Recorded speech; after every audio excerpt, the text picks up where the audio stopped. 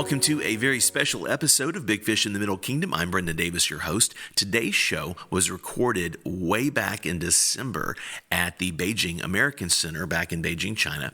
And the approval process for this was much slower than normal because of a number of factors. This was right before Christmas, and then, of course, we had New Year's. Then there was the U.S. government shutdown drama, and then Chinese New Year's. It has been quite a journey to get this out to you with permission, but I'm glad to finally be able to present it.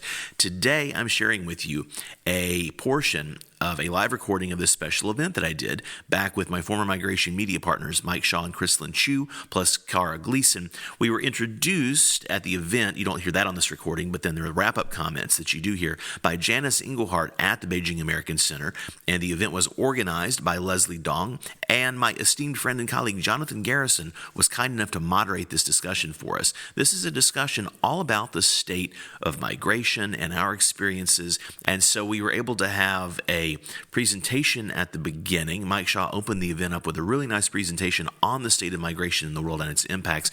He's working on a custom video of that presentation himself, as I understand it. That audio is not included here because without the slides and visuals, you don't really get the full effect. But when he releases that, I will definitely share it widely as well. He did a really nice job with that. And then he interviewed Jonathan in kind of a mini podcast, which he's also going to release on his show, Migratory Patterns, in context, I believe, to set this up. But I'm currently in Paris, which is exciting. Although this is a trip that we're doing on a tight budget, it is kind of as fancy as it sounds because it's Paris. I'm lucky to be in development on a feature film, and I'm also in post. Our editor's in post back in Los Angeles on a short film that we did as a warm-up to this feature. I'll have much more to say about that when I introduce my new show, If I Knew You Better, and that date is March 29th of this year. If I Knew You Better will debut March 29th. I have several recorded.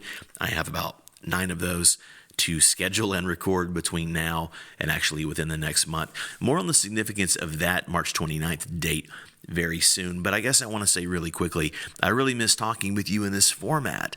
And, the reality, if you've heard my other shows, this is redundant, but I'll be really brief in case you're hearing this kind of as a one-off. With Big Fish in the Middle Kingdom, the focus of that show for me was having these really in-depth and wide-ranging conversations with people who had somehow come to China or returned to China if they were Chinese who had studied and worked abroad and came back to really find out what they, both their story and to glean all the lessons that they have learned and things they could share with other people or that were just interesting about living and working and cooperating in China and or some external country or entity. And because, my primary home is still in China, but I am traveling all over with film projects, which is my primary occupation and pursuit of the last 30 odd years. So my film work is really taking me more and more outside of China, and I probably won't be there that much this year, depending on how a few things work out. So that's why the Big Fish in the Middle Kingdom show, I felt it was time to kind of shift gears. And this new show, If I Knew You Better, is very much similar format. There's a few small differences that'll become apparent when you start to hear that show. But it's very similar in that it's a really kind of a deep dive conversation with someone, but it's just not related specifically to China. So again, moving forward, as I actually have something that's really heavily China-focused, I may decide to do it as a Big Fish show. I'll have to see, frankly, how many people still keep subscribing to this because it's irregular.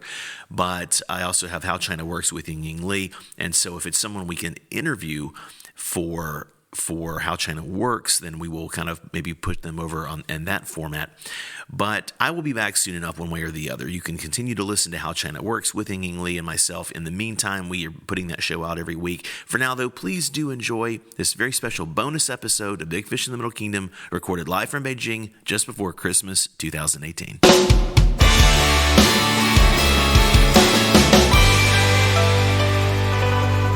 So the mission of Migration Media, and the reason we have this panel is because we want to start talking about this migration experience, right? Not just about what's it like to be an expat, but what's it about to live in a different place and have your idea of home change. I have a podcast and I always ask these questions. Actually, I'm going to do a little mini starting of interview with, we have a panel of people coming up, and I'm going to call up the host of the panel, Jonathan, please come up here. And I'm going to run him through the very beginning of how I do my podcast, okay? This is great. Where would you like me? You sit here and I'll just get off when we're ready. Okay. Well, let me make sure this is on. Okay, good. The translators? So I will start off, as I start off every podcast, where is home? I tell people Boston, Massachusetts, so the United States, but really I've lived all over the United States, and then from California roots originally. But like a lot of American families, bounced around the United States quite a bit, and then came to Beijing about 8 years ago. China original trip even longer ago. Would you call Beijing your home now? I probably would. I mean, that's where I'm working out of. We have a company set up here. The other home would be Salt Lake City. Sort of, I had two.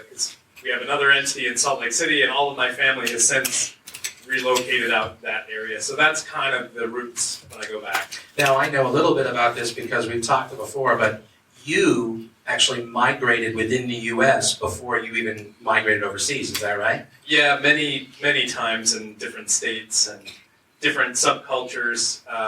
Boston's kind of the root of where I grew up, and that's the culture I really associate with, but really home has been a lot of places in the U.S. So why did you choose to move overseas? Actually, I moved for work as well, so a similar situation originally. So on this most recent time, I was working in the investment banking world, and they had a small operation, my firm here in Beijing, and they were aware that I spoke Chinese. I had gone to the graduate program at Johns Hopkins down in Nanjing some 20 years ago. So they tapped on my door and asked where I'd like to be. I think I listed Hong Kong, Singapore, Taiwan, even though I knew that was a much smaller, a much smaller office for them. And Beijing somewhere near the bottom, and they said, "Okay, Beijing it is." And I'm very glad. It was good. So I'm going to ask one more question, and then I'm going to let him start talking to our panel. Has your idea of what home is and what it means to you, has it changed since you moved overseas? Yeah, I think so. We'll talk a little bit with all the other panelists about identity, and I think identity and values are two things that become a lot more clear when you have this kind of experience. And when back home, it's just sort of the context in which you live, and I think when you're abroad and you're interacting with other people from either your home country or many other foreign countries, many other migrants really in this situation, you do think more deeply about, what are our values, why are they different, the historical context and sort of impacts on those values that shape them, both as sort of a culture and then individually as well. I think it's kind of those two elements, is values and identity come into sharper focus when you've had this experience. Well, I'm actually looking forward to hearing what you say. So I'm going to jump off here, and we're going to call up the panel, and Jonathan can get into this topic with them so you stop having to hear from me now. Super, thanks. Let me invite up CHRISLYN CHOO. We have the lovely Cara. I'll remind you your last name again. Gleeson. Okay, she's told me twice tonight. I apologize. And our good friend Brendan Davis. Thank you, David.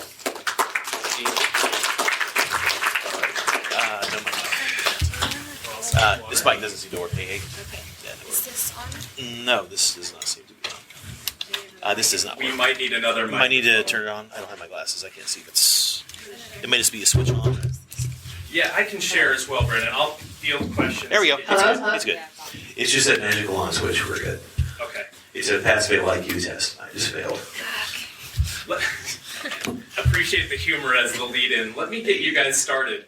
Again, I know you all personally, but I'd love to hear your stories to be, to introduce your stories to the audience here, and to kind of lead you guys in.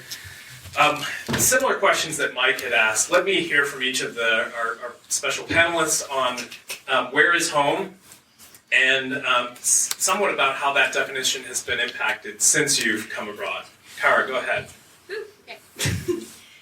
Okay, so the first reaction I think I have when someone says home will be Minnesota. I think the longer I've been away, Minnesota has become a strange part of my identity. However, moving to Beijing about 7 years ago, I have made this my home with my husband, and home has changed now from a physical place where my family is, or my stuff is, where I've stored my junk in my mother's garage, to now more of a relationships. My community is where my home is. So that's definitely been developing in the last few years. Super. CHRISLYN, let's hear your story. Yeah, home for me is also very fluid. I was born in New Jersey, so I am American, but my parents are both overseas Chinese. They were born in Malaysia. And growing up, my dad, every summer, he would bring us back to Penang, Bintang. And I just spent my life like half-half, where, okay, culture, food, tradition, heritage, that was very much overseas. I had a lot of family scattered all throughout the world. But the communities that formed me, like my education, my friends, they were very much American. So kind of no matter where I've gone in my life, I've always felt in between cultures, and often feel like, oh, I have to choose one part of myself as home. And now I came out here to Beijing at the end of February of this year because I felt like I just wanted to explore my roots, see how all these parts connect, and how can I come to a place where I can look at each part and be like, I am all of them, they're all part of me. It's not or, it's and feel at home no matter where I am in the world. Brendan, let's hear. Well, the short version, Mike sort of seeded this with you, is that I also am first sort of a migrant within the U.S. I grew up single parents divorced early, and I lived in 10 different places through the 12 years of first through 12th grade. So I was already used to moving a lot, and so I never had one place that is home. I kind of chose my grandparents' home in a small town in a place in Alabama that no one's ever heard of, called Anniston, Alabama. And that's what maybe one person did. But that's sort of, I kind of considered that out. But I made that choice, and so that idea has carried through to the present. I worked in film and TV professionally, and I'm used to traveling all over the place, just most of the continents, etc.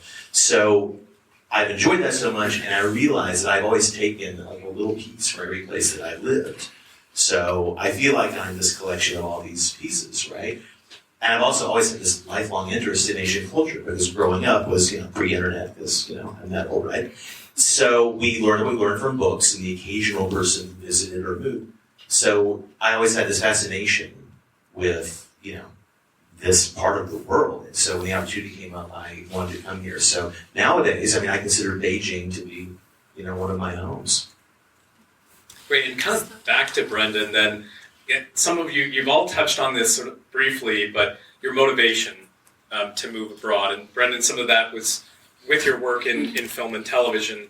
A follow-on sort of question to that, is this a long-term part of your experience? You expect to be in this migrant community and be a migrant long-term, or do you have a long-term, short-term kind of plan?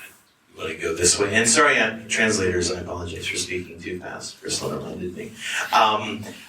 The short answer, because I talk about this in film-specific venues and stuff, the short answer is I plan to always have some kind of a place here. That's what I hope, because I love it. I have many friends, and I have a girlfriend, Susie, I have business partners and people I'm working with here. But the reality is that the reason that I really committed to the move has shifted. The film industry here is in a lot of turmoil, and it's a long, very specific story. But so to answer your question very briefly, I am actually going back to LA in January to work on a project, and I will probably be gone through the spring, and then also probably in the fall. So I see my future as taking me other places. So the migration has not stopped. There's no rest. Though it may not be Beijing forever, you'll be on the road. That's probably the plan, yeah. Got you. And CHRISLYN, how about you in terms of, we heard some of your motivation in terms of having the by kind of cultural home and experience, and this being an opportunity to further explore that.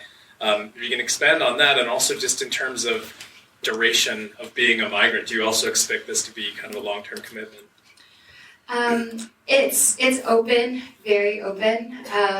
I can see myself coming back here and always feeling like I can come back because in the last couple of months I've taken time to visit my grandfather's hometown in Fujian and actually reconnect with relatives and have conversations where I'm not just a kid watching all the adults talk. I'm actually getting to know them and ask questions. So just from having those relationships that I can call my own, I feel like I can come back here and I can call China home. But in terms of putting down roots long term, I will probably, I feel like I will always be moving. And I will be curious when the season changes, if people talk about, I want to settle down. I don't think I've discovered that yet, enough either love or connection or to a place that I would want to stay there and never leave. So I'm still searching, for where I might stay longer. Great. And Cara, how about you as well? Don't think, my husband is from the UK, and I think that has fueled us not really wanting to go back to the States or to the UK to live. Can't imagine. I know. But we met abroad, and we somehow fell into this world of international teaching, quite by accident, and we are now so excited by it and so into it, and it's become part of our life that it may not be Beijing forever, but it is international, I think, for the foreseeable future for us. Excellent, and I think everyone, you're hearing a bit of a trend in these responses that having gone through this migration experience kind of lends itself to this is now an open option, and it opens up a lot of opportunities as well to help you continue that journey if you're migrating by choice to other regions. We also do want to just make mention of kind of in honor of the International Migrant Day next Tuesday, one of the purposes for us gathering here. And so hopefully these are the themes that we get to explore and you see are common with people that have migrated in many different locations and cultures. On that note, I would like to hear from you, and CHRISLYN, we can kind of start with you on this one. We'll go to the middle. Some of the biggest challenges you've encountered as a migrant. I think for me, the first step was to just overcome any kind of mental barriers, especially shame, for feeling like, can I really come here? Because obviously I have the face of a Huarun, right? I look Chinese. Until I open my mouth, you probably assume that I can speak fluent Mandarin, but I cannot. I speak like a baby. My coworkers can tell you that. And I think I had a lot of fear growing up in the U.S. We just spoke English at home and just feeling like I will never be Chinese enough unless I can speak fluently, and tying my qualification or my worthiness to belong, to identify as Chinese, to be certain you know this tradition, you know how to use these phrases, etc.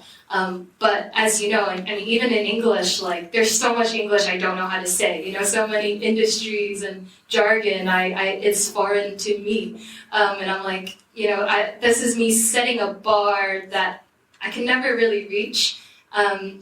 So how do I overcome that shame and that fear? And for me, it was, I just need to come here and see what it's really like. Are all of you really going to judge me the same way that I'm judging myself, right? And coming here, it's been, I think that just taking that step was the biggest challenge.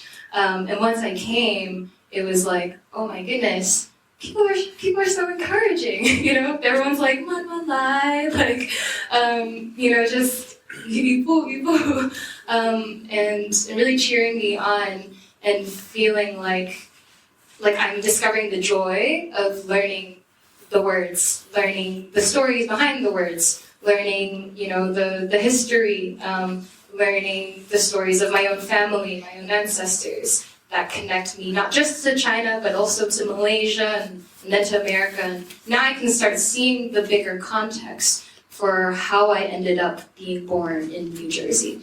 And so, yeah, I think almost the hardest step was before I even came here. And then since coming here, it's like, okay, people leave, I don't know how long I'm going to be here for, so there's sometimes that fear of commitment, like maybe I shouldn't order everything that I can on Taobao because then I have to get rid of all my stuff when I leave. I don't know when I will leave, but I might leave. First world problems. Yes. First world No, CHRISLYN, really appreciate that. It sounds like you've discovered an incredible market as well, of somebody who's understood their reason for being born in New Jersey. I think there's an entire state of people who are wondering that same thing. I'm sorry I'm from Boston. That's shade towards New Jersey if anyone doesn't know the internal politics of the Northeast. Also, I appreciate adding some color on how you overcame those challenges. We'd want to keep this on a very positive note. I know your experiences, they have their challenges, but love to hear as well what you did to overcome them, how you addressed them, what kind of help you had from the community. And it's so interesting to hear that you had that sort of embrace from the local community, as well as I'm sure many of your friends in the migrant community. Brendan, how about you? If you want to go your way and share some of your experience. Sure. And I'll try to combine those two into mine. The biggest challenge is that 我不会说中文，我会说一点中文，说得不好。我会点中文的。Yeah, I'm gonna stop now. I speak enough to my joke on some of my social profiles is that my superpower is impressing and then confusing native speakers after about 30 seconds, and that's usually true. I can really fool a DD driver because I know how to tell you how to use my play. Anyway, sorry. So biggest challenge is language, and the biggest, on a more sort of thoughtful note, the biggest difference between here in the States is everything, right? So cognitive dissonance is a great phrase, right? You know what that means, where you expect a certain thing and you get another thing and you don't understand. It's like, this looks like the same scenario that I know how to deal with, yet my reactions are wrong, people don't understand me. I mean, even with a translator, right? What I want is not what I'm getting. So figuring that out has been the hardest thing. And again, I won't get sector specific for my business, but the biggest challenge is that because of the timing of China's amazing opening up and the incredible development of the last 40 years, right, 50 years, we've seen this just rocket ship of growth here. But what it means is that there are many things that even have the same name, but it's not the same. And it's very specific in my industry. There are jobs where the same job title exists, but it's not the exact same job. And so collaborating across cultures is really a challenge. And the biggest benefits, maybe I'll wrap that into this a bit, biggest benefits have been doing these podcasts. We'll get to benefits in just a moment. Let's do benefits later. But I do like to hear, these are the challenges, this is what I've done to address them. Sure. A note on technology and its developments in Absolutely. terms of being a helping hand. WeChat, the translate function, lets me chat with people from other languages. Of course, that's great. I managed to use my Google Translate app. Things like that. Technology has been a huge benefit. And then just plus, learning as many of local moves as possible. So even there are apps that are totally in Chinese, and I don't read it all. I mean, it's horrible. But, people have shown me, this is how you do this, and here's how you order the food, and here's what hot and cold are, So learning, that's the button for how I like the thing. Little adaptations like that. Yeah, and it's getting better and better. I mean, all of us in the room remember some years ago where it was so much a cash-based society. You'd wait by the roadside to hail a cab, and life has changed so dramatically. And that's such a benefit to people coming in to the market. I think that will accelerate the opportunities for migrant population in a place like China. And not only China, we see it throughout the world to continue to thrive. Now, when someone pulls out their wallet and they pull out cash, I think, what century is this person from? Cara, we'd like to hear your experiences in terms of challenges and kind of overcoming them. So I have two, types, you could say. I have Beijing challenges, and then I have migrant challenges. Yeah, so I think my Beijing challenges are very similar, language-based. No matter how hard I've tried for the last few years, gotten better, but my language is not where I would love it to be. And cultural layers that come with all the language and being around and being at international school, I work with a lot of people who have no desire to learn Chinese, so culture that I already feel a little bit different to the people I work with every day. So I have a few challenges. Oh, sorry. So language-wise is a huge problem. But then my other biggest challenge would be things I saw growing up that I'm now experiencing here. So I grew up in a very multicultural community. I think I was the only one in my elementary school that was born in America.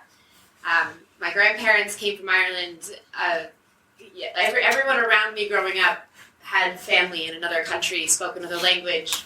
Everyone wasn't around them the whole time. So I got to watch everybody learn how to stay connected to the family or their friends or the community in another place. And learning how to do that by watching as a child and then actually experiencing it as an adult is a challenge I'm still dealing with all the time. The Skype calls, the FaceTimes, the time zone changes, the cultural differences between my in-laws and my parents at home. So all the good stuff. Excellent. Love to hear it. Now, we'd love to get into some of the additional positives about the benefits of migration. What are some of the bigger benefits that you've experienced? Do you mind, Brendan, if I go down your direction and then we'll come back because you were queued up already? No problem. Super. So the biggest benefits, of course, are the amazing opportunities. And there's the crass and there's the heartfelt way. I mean, there are just, there are endless opportunities for interesting business things. But more importantly, have been the cultural learning opportunities for me. And creating this whole new category for myself, besides doing my other profession, developing this podcasting love. So creating first my primary show, it's called Big Fish in the Middle Kingdom. It's a play on words about being both the big fish in the small pond, but ironically this is the biggest pond, but also being a fish out of water. So both of those metaphors apply. And I basically started that to help understand my own experience here. So that's huge. That's been very positive, and I want to attract a nice audience with that. And that led to my other podcast that I'm doing with actually my friend Ying Li. Raise your hand. Chinese person who she's expat. She's from Kaifeng, China, gone to the U.S. for years. So now we do a daily show called How China Works, and we don't think we have all the answers, but we think that we do know the right questions to ask. And we try to do these really tight little 10, 15-minute shows covering all the basics of life, both for people coming here to try to understand, and also for people from China who want to go global. And so that's been the best thing for me, because it's actually, it still costs me money. It doesn't make money, right? So pardon the little plug. But this is actually the most satisfying thing, because through that, actually, directly or indirectly, that's how I know.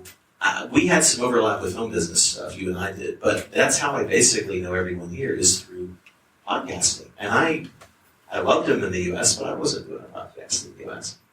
No, that's great, and that's an example. I think, these are great podcasts. I'm a regular listener. Like, there's an audience that's involved and engaged there that's much like this. You hear their stories, their challenges, what they're doing professionally. Those resources, I think, are being developed around the world in different locations, and the ease of sort of getting engaged in a different culture it's easier to find those resources, get yourself oriented, educated, entertained a little bit, motivated, and plugged into people who can help you. And that's become, technology's enabled that incredibly.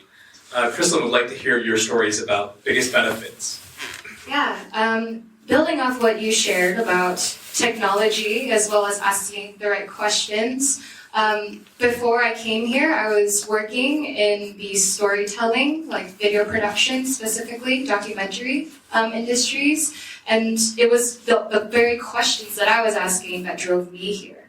Like, what does it mean to be this in-between Asian, like Malaysian, Chinese, American? What does it mean to want to care about the issues and the joys of other communities, people that don't look like me? What connects all of us? Time, space, generations, all of that. And so in the same way that you started a show to process those, I also came here not really thinking like I was going to make a show about my life, but all the questions I was asking through like technology, like WeChat, for example, I started just joining all these groups where I found other people asking similar questions. You know, there's groups for other Asian Americans, groups for other people who are interested in cultural identity, who live overseas. And suddenly I'm like, you know, I want to talk to all of you and learn from your experiences and process my own, you know, identity crisis questions with you.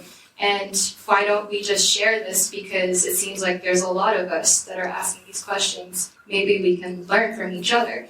And so I've been, you know, interviewing a ton of people and like vlogging the whole, you know, put yourself in front of the camera, and it's kind of strange, but you have to process your experience actively and be very present.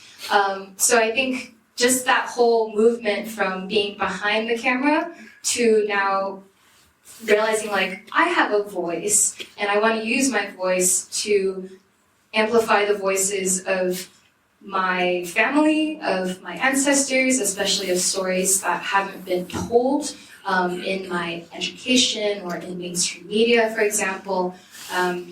That's been a huge benefit, and then that's how I ended up at my current job, really. And it doesn't sound like a real job, but I work at this place that's called My China Roots, and literally we help overseas Chinese people like myself trace our roots.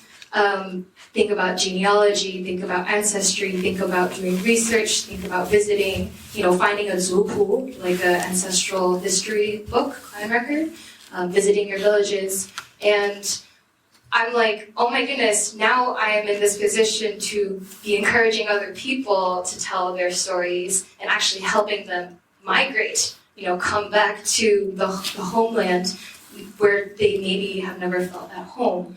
And so there's a couple meta layers that I kind of cannot believe, like everything can be so aligned in this way. But just from the benefits of, you know, WeChat and technology and being able to connect with people really easily, to asking the right questions, like I just feel so much more grounded. And I don't have all the answers, but maybe what I've been looking for this whole time is just knowing that I'm not alone in having these questions and just finding that community and supporting each other and having those conversations about what it means to be, you know, an X-generation immigrant that has ties around the world and wants to be connected to everyone and everything, including myself, and all the pieces I carry. Yeah, I just feel like I'm going to be going back to the US for the first time since I came here next week.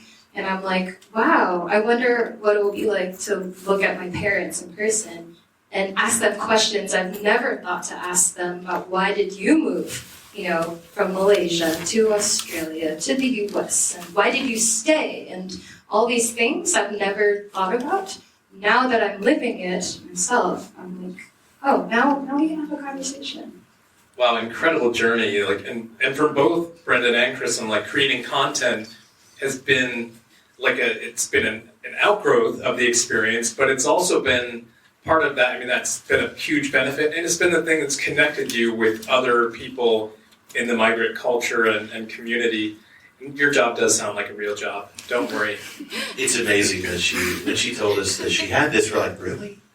She conjured this job to exist. This is tailor-made for her. Well done. Cara, I would love to hear about some of the biggest benefits for you.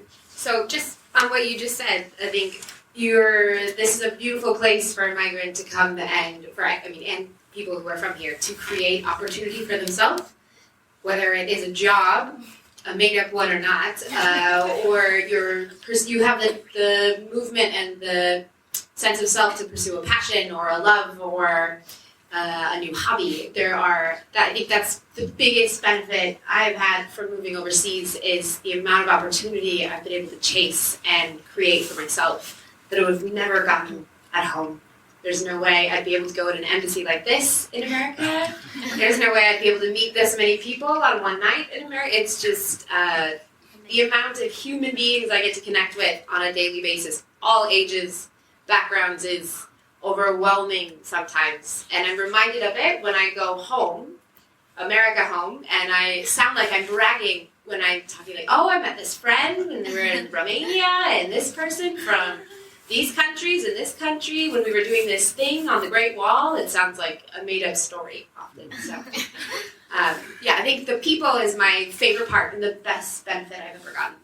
Yeah, and I'll throw in as well, like that's from my own experience, some of the biggest benefits are that type of, the opportunities that it's created to connect people to opportunity, to be able to be sort of close to identifying the right sort of talent and partnerships and capital and things that are helpful to either my own business or helpful to other friends, people in the community. I think the barriers to entry or the barriers to this migrant experience have come down significantly since I was a student back 20 years ago in Nanjing. And part of the major stresses of that time were what a big challenge it was, not only to excel academically, but then what are you doing in a very short future when you're graduating and need to be working? And it's become so much more accessible for those that choose to do it. Do you find that in this migrant community that there are commonalities that you have with other migrants? Do you feel like there's a common culture? Are there shared experiences that are part of your relationships? There are definitely different kinds of relationships you can have here, and there's always some sort of, at least for me, the people I've met, there's always some sort of foundational connection of, you're a migrant as well, or you're someone that is not at home. So there's an element of adventure, I think, living in a very foreign country, so you kind of have to share that, that initiation almost into different challenges that you have to face in the country that you're in. And CHRISLYN, do you feel a lot of affinity with others in the migrant community here in Beijing and in other places where you've been amongst the migrant community? Yeah, the communities I was referring to that I've discovered here of, common seekers, common questioners, I guess, I think people who, when you move, you uproot yourself, right? There is a dislocation that happens where literally now you are positioned differently from the people around you. There are the perceptions you have of them, there are the perceptions they have of you. And oftentimes there's misperceptions, right? Because oftentimes it's based on media or whatever that is not representative of everyone. And so I think just people that have that experience, they innately understand how it feels to be caught in between, where like you are, but you also aren't, and understand, and especially for folks that grow up like a first or second or whatever generation immigrant, there's like this wrestling between the culture that you've inherited, maybe the culture of your parents, as well as the culture of just the place that you live in. So for me, it's the Malaysian Chinese culture I've inherited, as well as American culture. That is the water that I've just breathed and swum in for most of my life. And there's a term for that that's often called, third culture kid. But honestly, the first guy I interviewed, he was like, I'm a 24th culture kid, because he grew up in, 23 different places, plus the culture of his parents. So in a way, I think people have a shared sense of being a living mosaic. There's different metaphors, different colors from different cultures that you can pick and choose, and you're your own unique thing. Is that microphone affiliated? Okay. Yes. Well, I can't top that, so I think But what they said, I would agree with. And that's been the biggest revelation from 100 plus conversations, 100 plus different people, plus however many conversations one-on-one. Yeah, there's definitely more that unites us than divides us. I think it's fine. They were giving these Got you. Okay. Let me get into just remind me, where are we on time? I think he was. We're gonna do questions now. Okay. I was trying to keep Excellent. Yeah. Let me just take it for a second. Great. Gotcha. Thank you. So we don't want to run over too long, so we're gonna ask you all to ask us questions, and as we do this, I know some people will take some of the microphones so that we'll all be able to hear you and we'll have translation, so if you need to ask in Chinese, it's okay. One thing I wanted to say that I actually forgot to mention is that China has its own migration experience. So many Chinese people, especially in Beijing, come from all over China. And when you move between areas in China, you move to a different culture. I know if you are, if you're from Shandong province or Xinjiang province and you come to Beijing, it's totally different. So, I hope you hear some similarities. I hope you hear some things that sound very familiar because we are all sharing this experience together. So if you have any questions about the presentation or if you have any questions for any of us, please feel free to ask.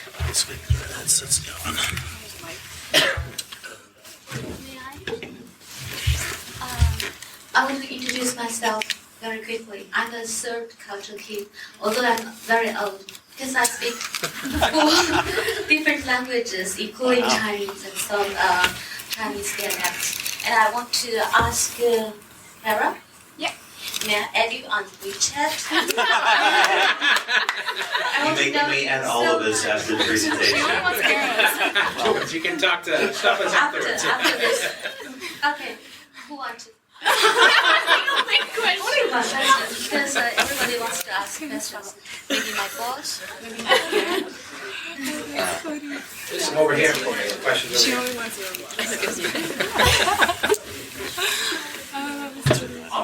Before asking a question, I do want to say I really enjoy the panel sharing your experiences living in China. I'll briefly introduce myself. My name is Monk Fei Li. I am honored to be invited by Ying Ying to participate in this event. And Brendan, I do enjoy the podcast that you did with Ying Ying. Although I'm not a subscriber yet, but I promise you, by the year we got to talk about that. Right, by the year 2035, I will subscribe to your show. Thank you, sir. Thank you very much. You got my WeChat well, right? I didn't pay him to say that. We will eventually connect with Thank each other. you. So, my question to all the panels or anyone can share about the word identity. For example, I used to live in America for 13 years, and then I just moved back to Beijing for 2 months. And in between, I lived in Vietnam and Taiwan, different countries, and really witnessed multiculturals and perspectives.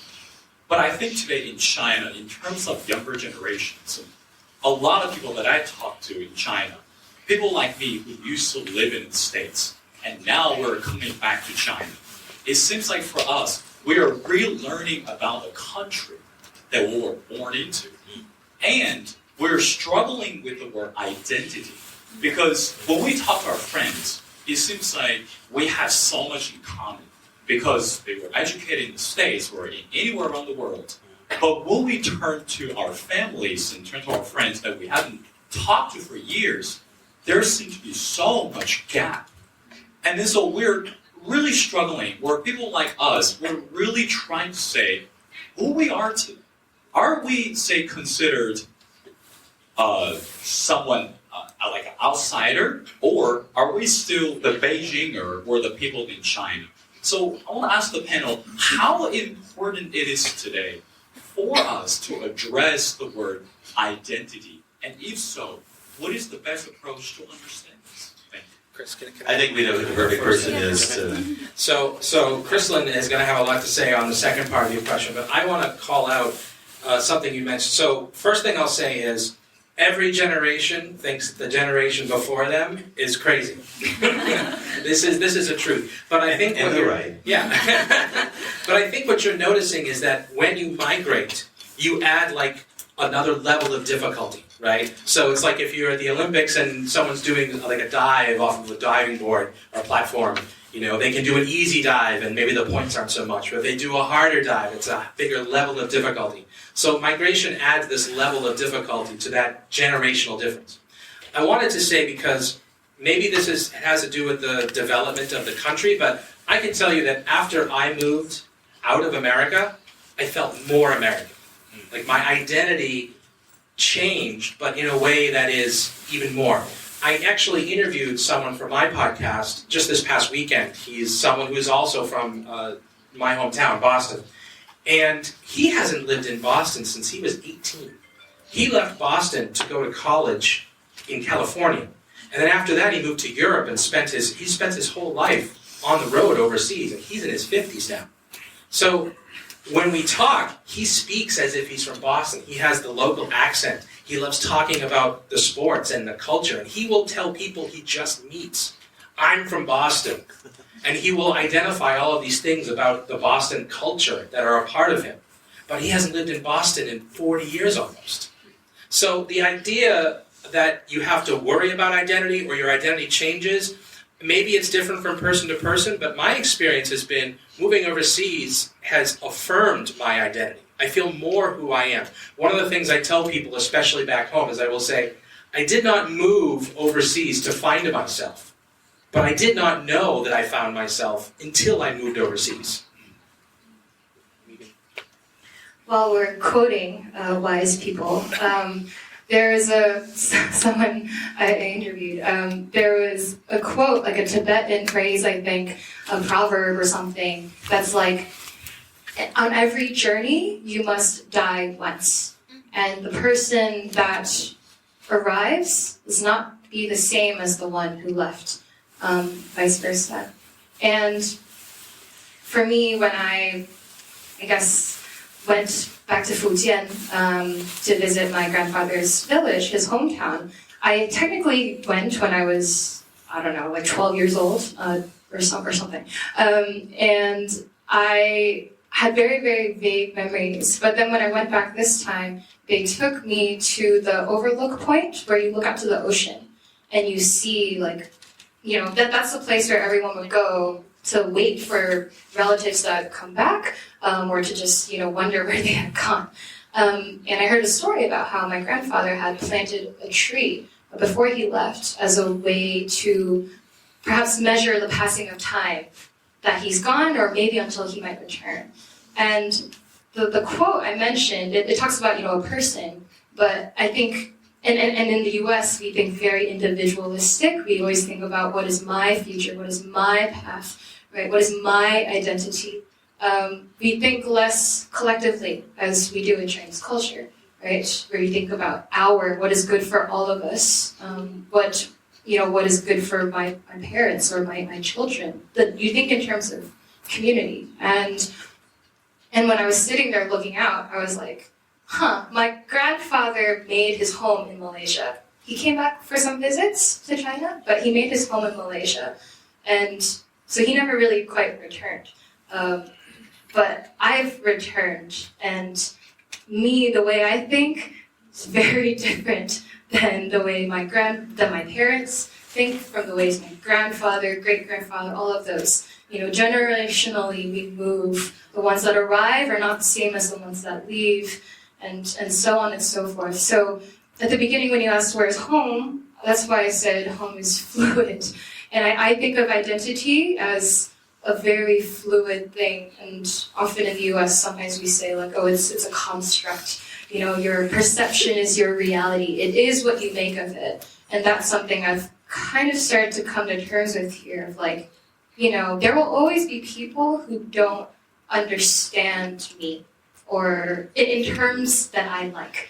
You know, there will always be aspects of my experience that I may not have the language to describe, may not be common or mainstream enough to yet have vocabulary to be understood, right? But that doesn't make my experience and who I am and this whole, you know, muddle, mosaic, whatever, mess, it doesn't make it any less beautiful, any less real, any less authentic. And I think no matter, like, you know, you can be a student, you can be an ambassador to the United States, or for the United States to China. And I say that because I recently learned that one of our researchers at work, like, she guided Gary Locke, who was a former, you know, U.S. ambassador to China. Like, she guided him on his own roots journey back to Taishan. So it's like, you know, at any level of society, like, people, they want that longing, they want that sense of connection. And I think that starts with, you know, the questions you ask, and can you overcome the shame to take the risks to go and ask those hard questions and find ways that, yeah, you're connected. Thank you. Yeah.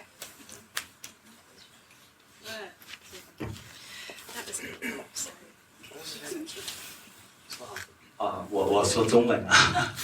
好，非常感谢。Thank you very much。非常感谢。我来自中国的四川。其实我也有一种身份，大家会问我，你们那儿是不是吃辣椒啊？是不是特别喜欢吃辣椒啊？我当然我就会说，一般般吧。其实我也比较就是喜欢美国的电影，还有美国的文化和制度。那么就是我觉得，我希望想问嘉宾们一个问题，就觉得，因为我觉得从国外人看我们中国是看得比较清楚，我们自己看自己反而不清楚，所以我就想问，你们在我们中国跟我们中国人的交往过程中，觉得我们中国人可爱的地方和你们觉得我们需要改变的地方有哪些？可以简单的说一下，谢谢 ，Thank you。You guys totally understand. I So, thought do it. we like spicy? Do we? Well, I Sorry. mean, yeah. There are a lot of questions. I mean, I'll be really brief so everybody can get their piece in here. I directed a documentary in Sichuan earlier this year, and I love spicy food. So I love your home region.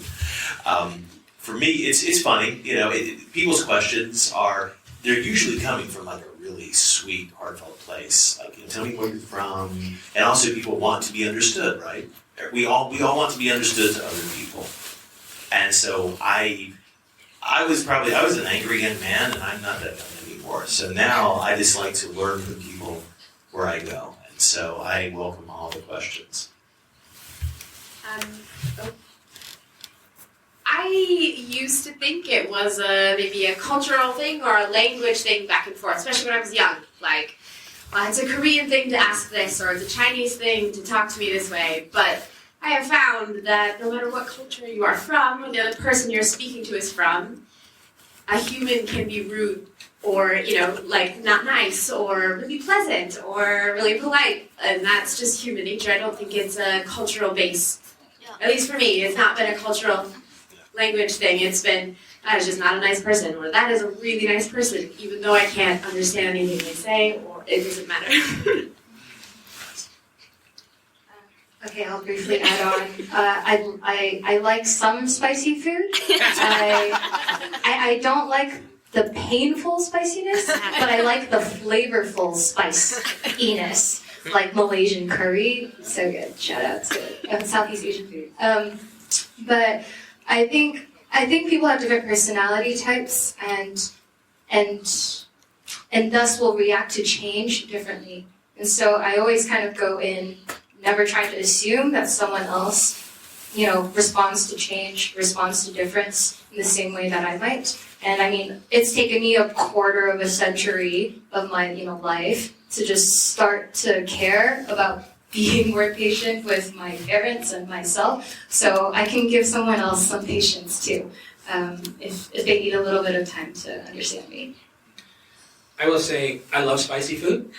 Actually, I do want to say, before I answer your question or I give my comments, one of the things that I learned when I moved to China was that I didn't know what food tasted like. Because where I come from, and John can talk about this, well, maybe a little bit, but I'm what you call Boston Irish Catholic. My ancestors, most of them came from Ireland, right? And the food in Ireland, I don't know if you've ever been there, there's not a lot of flavor.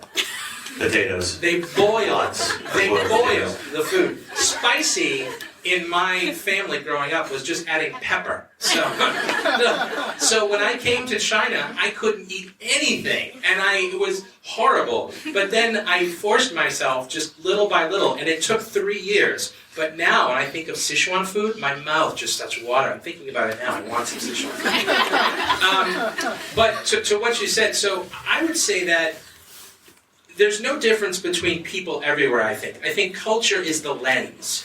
So, like you said, people will be nice, people will be rude. People are people. We all want the same things. This is kind of the whole idea of this panel and our project, Migration Media, is that everybody everywhere, no matter what the reason is that you move, no matter where you move to, you're going to have the same experience of maybe some people are rude, maybe some people are nice, I think the way you experience it, or the way someone is rude or nice to you, that's the culture expressing itself, right? There's no difference in what happens. I think the difference is how.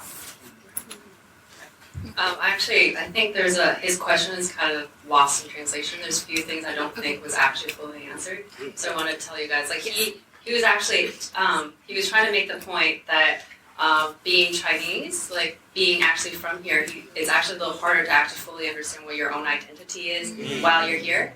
And that he thinks that as a foreigner, someone that's like from somewhere else and coming here, you actually have a different lens.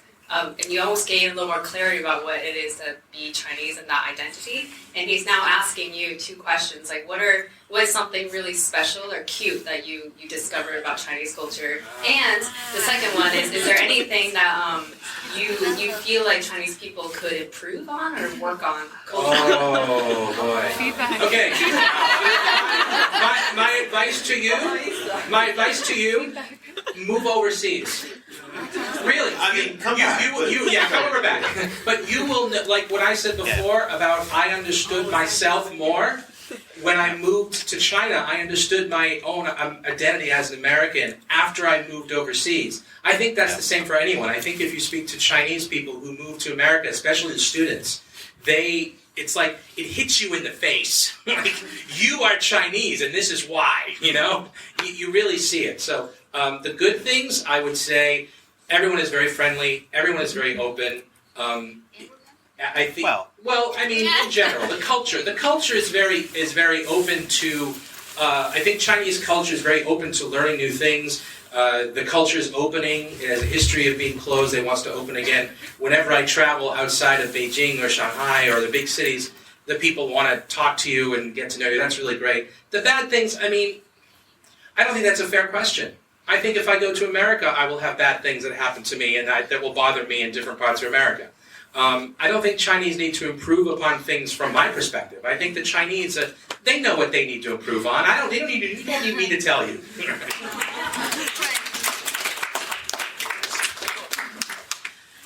If you want some cute things,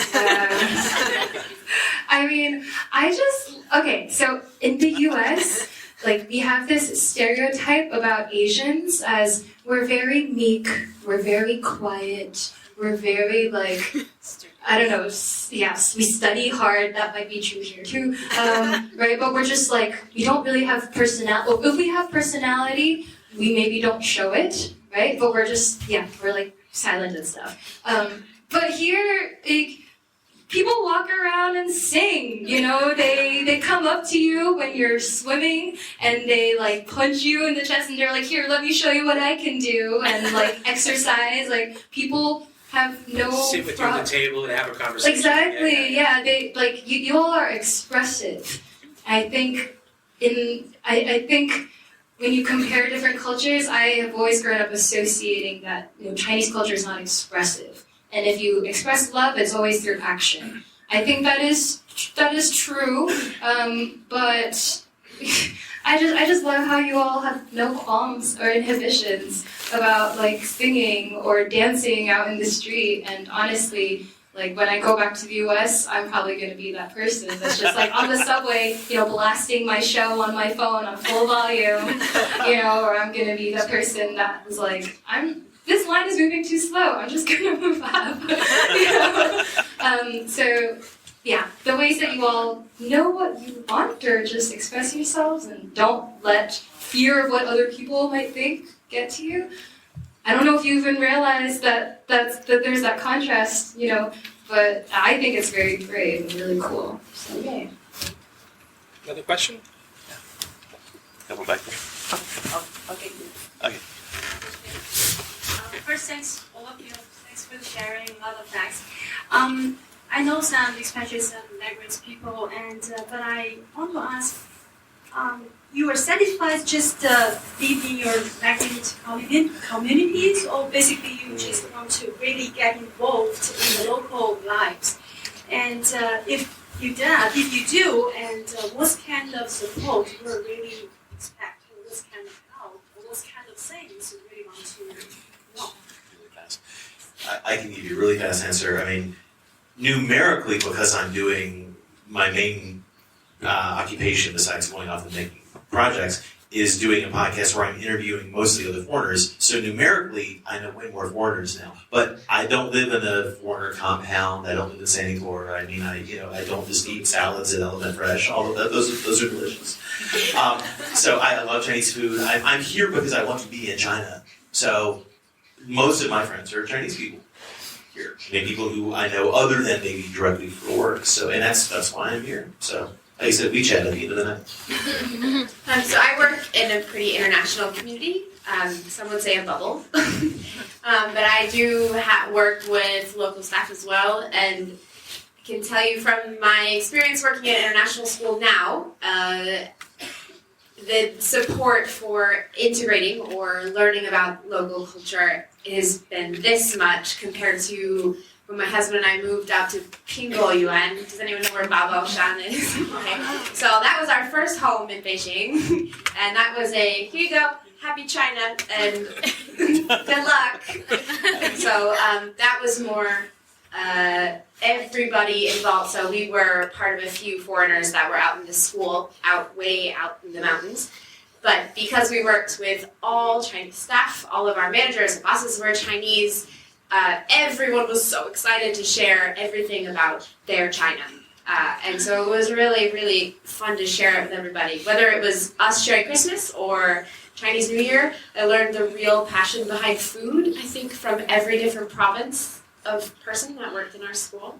But yeah, from being supported there and being forced to learn Chinese very fast and expected to, I think everyone should kind of live out in the middle of nowhere in their first stint in China. But then moving to the international bubble, the foreigners I would meet were just so different. So I would meet, not to downplay them, but the foreigners I work with now don't like being here necessarily. They're here for the 2 years and then they go. I'm thought of as a little bit of a black sheep because I've been here for more than 2 years. So it's just kind of... there's even subcultures within the expat community here that we don't always understand. So.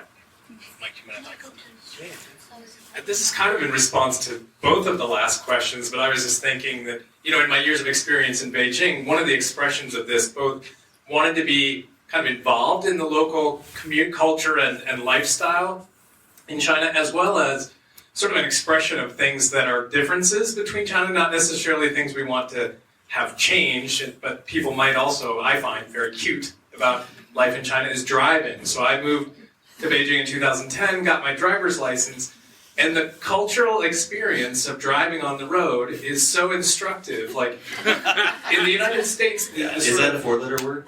No, I think there's really interesting cultural kind of logic to it. In the United States, as a driver, and in many countries abroad driving, your sort of natural assumption is the other drivers on the road are not really aware of what I'm going to do next, so I drive in a very predictable, kind of by-the-rules manner. And in China, I think the driving sort of culture is, it's fine if I just sort of change lanes or slow down, even stop and reverse on a highway, because everyone else's job is to be watching out for me and be aware of me and what I'm doing and how I'm... And so you just pull over and they will adjust and move to you. And I wonder sometimes if that's not an outgrowth of kind of village culture where you're used to a lot of people around you and always sort of close to your personal business, and the sort of personal walls and barriers to your space even are thought of very differently in China.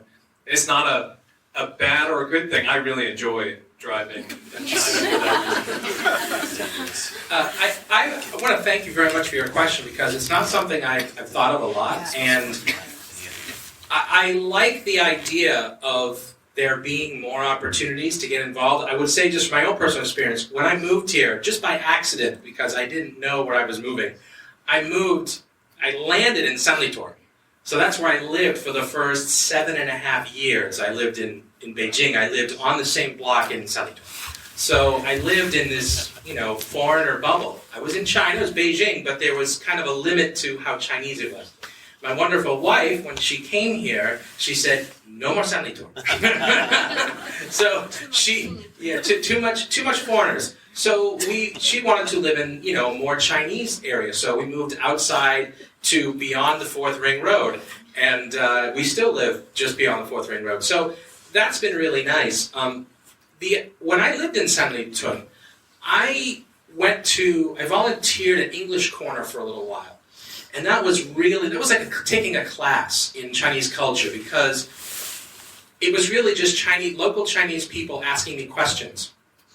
And I really value that experience. And part of me wants to say it is not China's responsibility to create opportunities for foreigners who are coming to China. That is not your responsibility. My responsibility as a foreigner, if I want to be involved, is to find opportunities.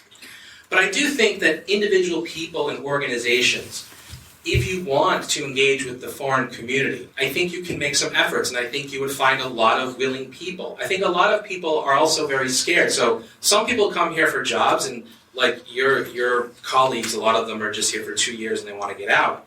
But if there was a little more outreach, there are media companies that cater, that are aimed at the foreign community. You could contact them and say, we have a club or we have an event and we would like foreigners to come and be engaged with us. I think that's a really smart thing to do. It kind of allows local people to experience foreign culture without having to travel. I like that. Let's keep it moving. Hey everybody, I'm Susie. I'm from Inner Mongolia, and I like to talk about a little bit my grandfather. He's not Mongolian. He's from Shanxi province.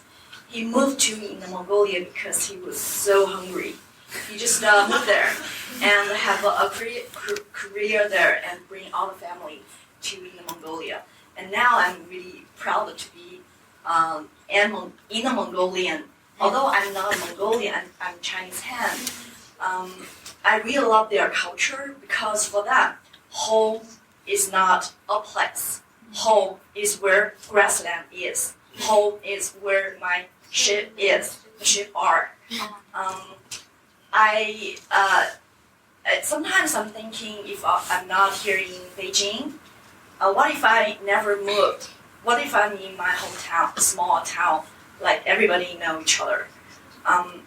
If I never moved, I'm thinking right now, after work, I must be playing mahjong with my little crowded friends. And maybe, of course, I must be married and teaching my kids to do homework. I must be very angry at this moment because my kid must be really bad at their or her or his homework. Anyways, I'm just curious. What if? Have you ever had this curious that? What if you never move anywhere? You sit at home. For me, it's another kind of happiness. It might be boring, but it's another kind of happiness. But what about you? What if you I don't even have to think very hard about this. Look around at your folks, right? Those folks. I can tell you exactly what would happen. So I mentioned when at the beginning I made the presentation is that my family has been in Boston for 7 generations. I never imagined I would ever move outside of my home city. When I moved out of my mother's house after university, I moved 4 blocks down the street. So I never even left 1 mile around my home before I moved to Beijing. So I used to have this crazy idea in my head that I would be this local who was famous for being local. And I remember I was reading the local newspaper, and there was a story about a local man who died. And he was, I think, 90 years old. And the story was just about how everybody knew him and really liked him. And he used to go to the bar a lot, and he didn't drink very much, but he would just hang out in this local place, and everyone in the neighborhood knew him, and the bar owner knew him and trusted him, so the bar owner maybe would take lunch break and he would just watch the bar, and everyone just loved this guy because he was a guy who never left his home. He stayed on the same block his whole life, 90 years. And I remember thinking when I was younger, that will be me one day. And I thought this was the greatest thing ever. And then one day I had an idea in my head that I would move to China, and I don't know why, but I came, and so my life is totally different. But if I didn't move, I would still be living in my home neighborhood, and I would be that guy. Please. How's that? When I moved away, I never thought I would have ever stayed. So there was no option of staying. But I found it really hard to watch my friends at home that never wanted to leave. I never understood why they were happy. I didn't understand. How could you stay somewhere like this and be happy and content? But as I've gotten older, I think the same as you, I've looked back and I'm like, I get it now. You don't need the crazy. It's okay. You know, like the things that make them happy, they don't need to be over the top. It doesn't need to be, you don't need to be reaching for something all the time.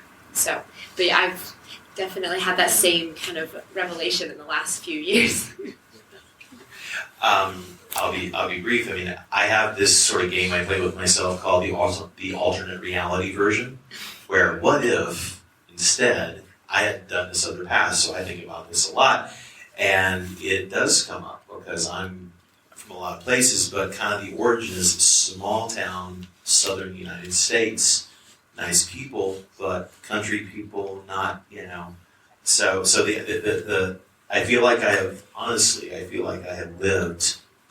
I mean, I could track it personally. If you want the diagram, I have one in my head, but I feel like I've had about 20 evolutions in my life, like major evolutions. I graduated high school, but I mean some transformative thing. Like I'm an entirely new reality.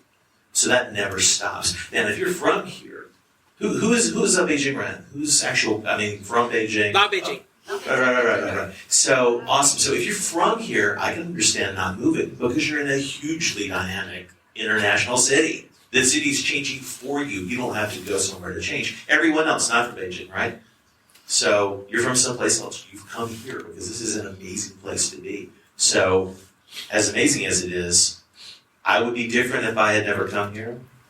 And there's an alternate reality version of me that isn't even talking right now. I think I would be very angry if I didn't come here, honestly. I think it's no secret that the US has a lot of politics and conflict and tension between all of its different regions and subcultures right now. And I think I felt very caught again in between, like, am I a minority or am I a majority? Am I privileged? Am I not? Whose side am I on? Right? There's a lot of pressure to pick sides, I think, when things become polarized. And it was like I just felt the walls would always be closing in these conversations of like, CHRISLYN, are you this? No, I'm a little bit of that, but not fully. And if I say yes to that picture you're trying to put on me, then I am denying all this other stuff that is also part of me. CHRISLYN, are you this? A little bit, right? And so I just constantly like, that's not me, that's not me, that's not me. And finally I was like, wait, like, why am I spending so much time saying what I'm not? I'd rather spend my breath on who I am, right? But who am I, right? What is my story? And then you start going, okay, well, where did I come from? And when I say I mean we, and now I mean family, and now I'm here in China, right? And so I did leave the US with the sense that I need to leave to come back knowing what it is I bring to the table so I can bring it, right? I just felt like I didn't know how is it that I'm at the table? What is the seat that I'm even sitting on? Who sacrificed? Who built this thing that enables me to be here? I was like, until I know, I don't feel comfortable sitting here and using the power, the freedom that I have. I want to know where it comes from so I can use it well, right? I think I would be pretty angry if I didn't come. I think we have time for one last question. Say, Janice. 感谢我又说中文。等一下。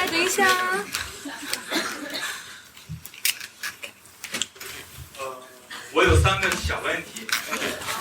一个问题是，你认为10年以后，世界上哪个城市会发展成为纽约，或者北京、上海这样的一个地方？第二个问题是，10年以后，你会带着你们的挚爱、一生所爱生活在哪里？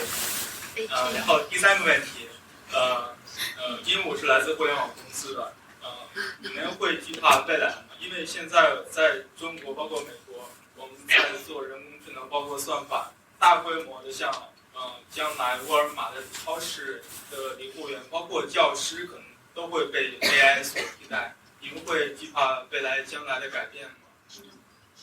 Yeah.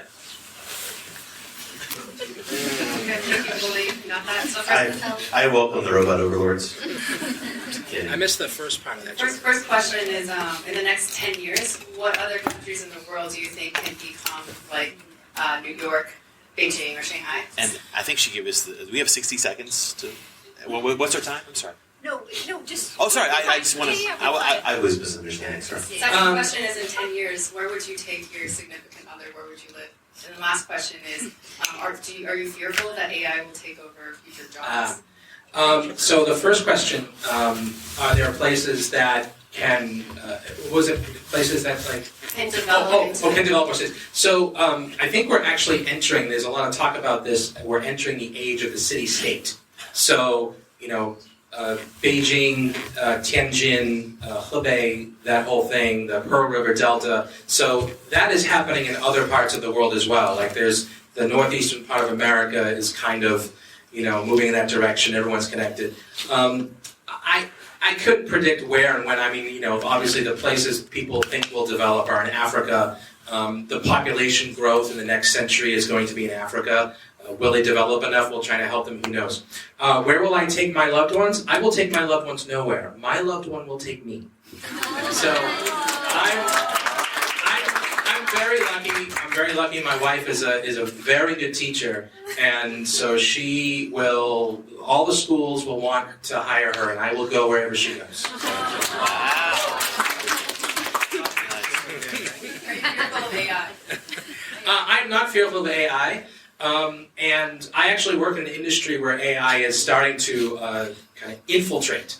So I work in PR and news distribution. So just very quickly, if you're a publicly traded company, you have to send out a press release whenever your quarterly earnings and your financial disclosures. Right now, AI is replacing news reporters. The company puts out the news, and a news reporter does not write a story about it, a computer program does. So these things are happening even in my industry. I do not fear this because that will get taken by computers, but the personal relationship between people cannot be replaced by computers. There is no computer that can go and make a business deal for me. There's no computer that can talk to another human being and learn their story and understand it and help tell it to other people. So maybe one day in 1,000 years, computers can do that, and we're not necessary. But I don't see that happening anytime soon. When I was in college, this is to the AI question. I studied neuroscience, 神经科学, and one thing, my biggest takeaway was that the brain is a storyteller, and we all have biases. We all have stories and patterns that we've, in a way, quote unquote, been programmed, right, to follow, to make sense of who to trust, who not to trust. Should I make this decision? A lot of it's based on, if-then conditions that we learn from our cultures, from our education. And those same biases we have in our brains, those are the same brains that we're using to teach AI, right, to create algorithms. And so I think for as long as humans are plugging in data and plugging in programs, it's going to be based upon our own biases, our own if and then statements. And so, unless AI somehow becomes so self-aware that it can catch its own cultural biases, I don't know what that looks like, I don't know what that would take, but we will always need the what makes us human, which is empathy and compassion and humility and ability to, change, that's what we'll need to make sure the technology we create is continually to facilitate communities and spaces that reflect and include everybody. I'm very pro-robot, so. As a teacher, just quickly, education is going to be taken over more by technology anyway, but it's a new form of literacy. It's a new kind of reading books. So I welcome the robot in the classroom. But just like you said, that is what we do with that robot is a completely human-based decision. So, and what the kids are learning. So, what was the second question again? Where are we gonna go? With your spouse. Somewhere with wine. I think that's Good answer. that's all. Yeah. Nice. Really briefly, right, there are a lot of people much smarter than me whose job is to study the question. I think it's a great question, and there has been a lot said about it. And echoing what was said here, the concerns that I have about our robot brothers that are coming is who's programming them, because, and sisters, I mean, there needs to be a gender neutral term, robot persons. If they are in the temperament of the programmer, well then who's the programmer? So that's the big question, and of course the people are trying to solve that. I not married, lovely girlfriend, not married, no kids, still trying to raise a 50-year-old right here. So where I'll be hopefully is upright on these feet someplace. Don't know where that'll be, but my work takes me all over anyway. But I do hope that I get to come back and spend a lot of time in Beijing, even if I don't live here. Okay, do that. John? Yeah, actually, I think it's such an interesting question as well, because I think the impetus to create megacities that really are this aggregation of resources, that started sort of dissipating with technology. People can work more mobily. I think as augmented reality is maturing, that will even accelerate that. And I think you'll see more people, talent, making decisions on locations of where they want to live, where they want to be with their families, based on other factors. They want clean air and water, natural sort of settings. They want healthier outdoor activity options. I think that'll be a big driver and will offset a lot of the gravity that the kind of megacities have created. So I would be surprised if there's Hangzhou becomes one of these sort of megacities as well, or if that sort of grows into a corridor between Hangzhou and Shanghai to resemble something in the Northeast from Boston to Washington, D.C. So that's my thought on question number one. I'll skip over question number two, but I also kind of am excited about the implications of machine learning and of AI. I've worked in industries where I'd seen that will certainly eliminate a lot of the functions that previously we had a lot of people engaged in. Things that I think you could see the seeds of this. The technology will solve some of these problems, and it will likely create some dislocations, and very much like the internet era did, but I think it's going to also create enormous opportunities. And I think it's another thing that will bring people into more cross-cultural kind of collaborations and communication, much as the internet has really changed the opportunities for people to engage and to, even as we all talked about being migrants, to remain engaged with our network of people. I reconnected with a great friend and classmate of mine just last week, and I had lost touch with him for years. It was an age back then when if your email address changed, you might lose somebody forever. And now it's so much easier to reconnect. And once you've got somebody and they're on WeChat, unless you do something to get yourself blocked, you're pretty much tied in wherever you go. So that will have to conclude our panel, but I want to thank our Leslie for organizing the program. Yay.